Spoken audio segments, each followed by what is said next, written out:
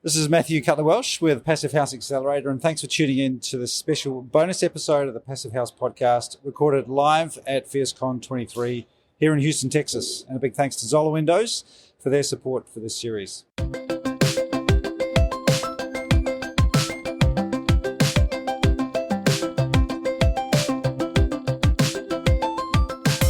I'm pleased to be here with Charles, or Chuck MacBride. Either way is good.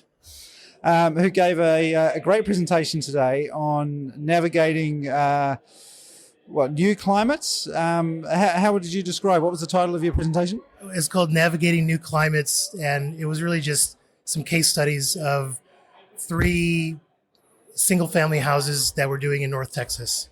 And you've been here for the whole day today. Have you found the conference in general?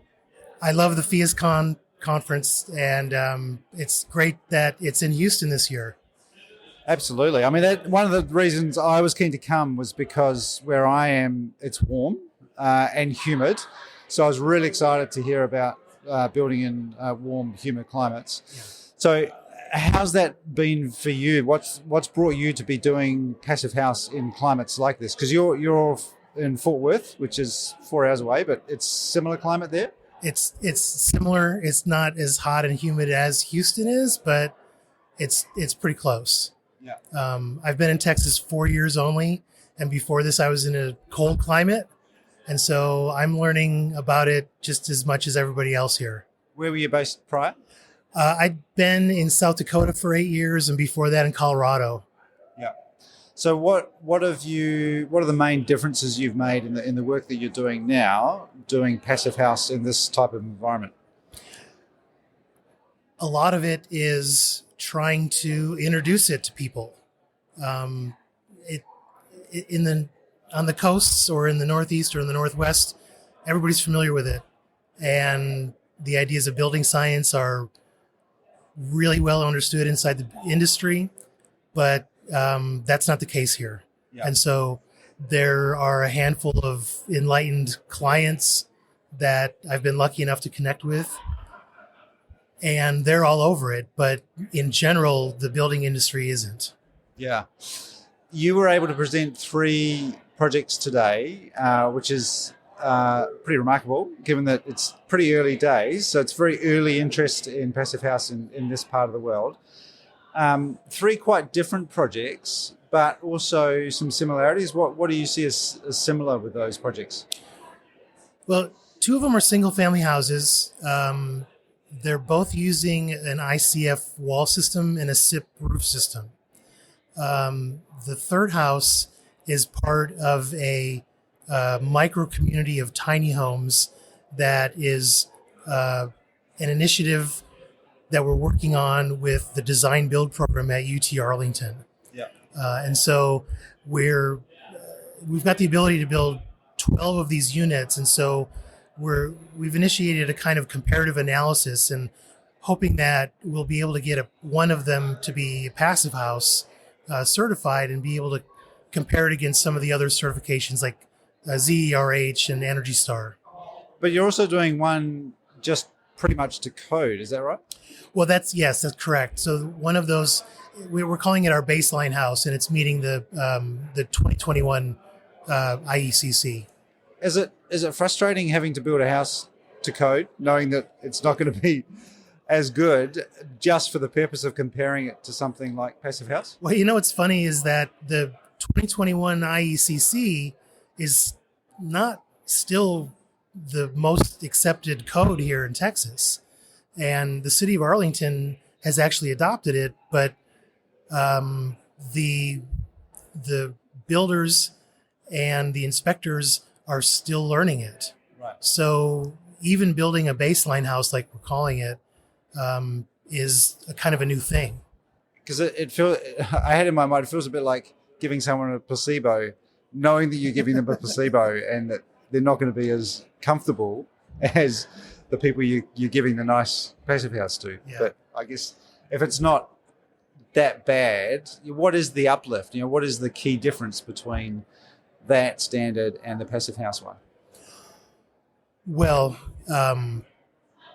there's all the certification levels, of course. Mm-hmm.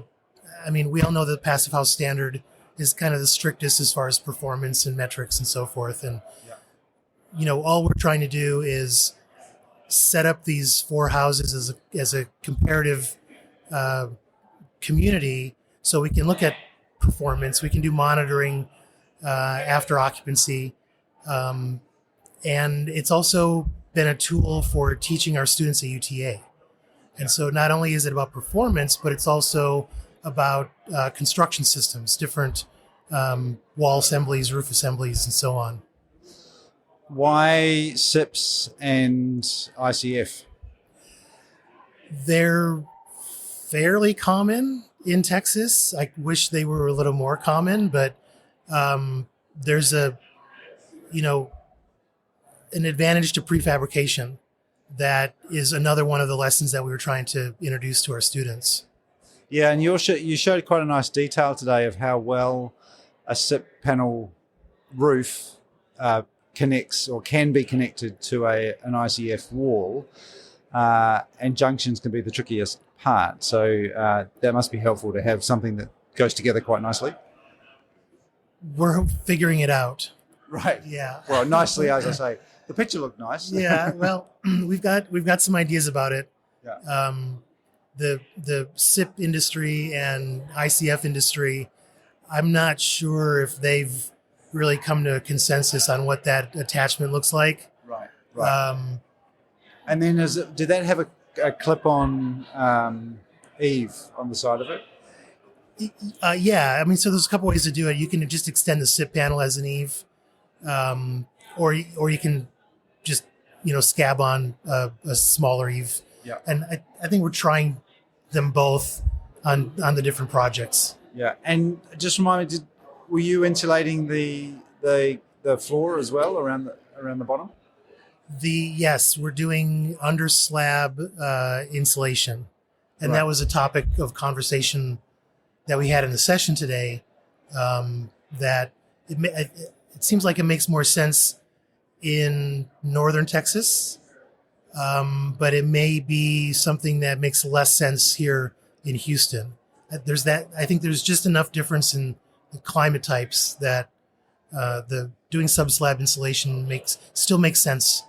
Yeah. For the modeling. Yeah, it's very interesting seeing where slab insulation makes sense and where it doesn't, for the purpose of letting the ground be a cold sink, and there seems to be a bit of a sweet spot, which highlights the value of modelling, really, to figure out what the best solution is in a particular place. You mentioned students, so you're teaching as well as doing your own builds? I'm a assistant professor at UT Arlington. Yeah. And we're trying to introduce building science as part of our design build program, and relay its importance. I think that the students are really open to it, and they're curious about what it means to be sustainable. Yeah. In very general terms, but getting into the nitty-gritty is something that they really want. Do you worry at all about students going out into the quote-unquote real world once they graduate and getting employed by a firm and then getting told this is the way we do things, and to forget all that green stuff that you've been taught? Well, yeah, I worry about that, but my hopes is that the students don't just settle for the first job that they get. Right. It's a little bit different for the students these days, maybe than when I graduated, but there's still lots of work. Yeah. And so the students have some options on where they land, which is good. And I think, like it or not, there is an understanding that sustainable practice is inevitable. We have to think about it. Yeah. Awesome. Well, it's great that they've got good people like yourself and good projects to work on. Thank you. So hopefully inspire that. So where to from here? Where would you like to see things in the next 3 years, or even when we check in next PhiusCon? Where would you want to be? I'd like to see some multifamily starting to happen in DFW. Yeah. I'm not going to hold my breath, but I think that there's some policy issues that make it difficult. Right. Unfortunately, but it's not unlike some of the issues that we were running into in the Midwest. And hopefully there'll be a change in attitude as far as that goes. Yeah. Awesome. Well, thank you, Jake. Appreciate it. My pleasure.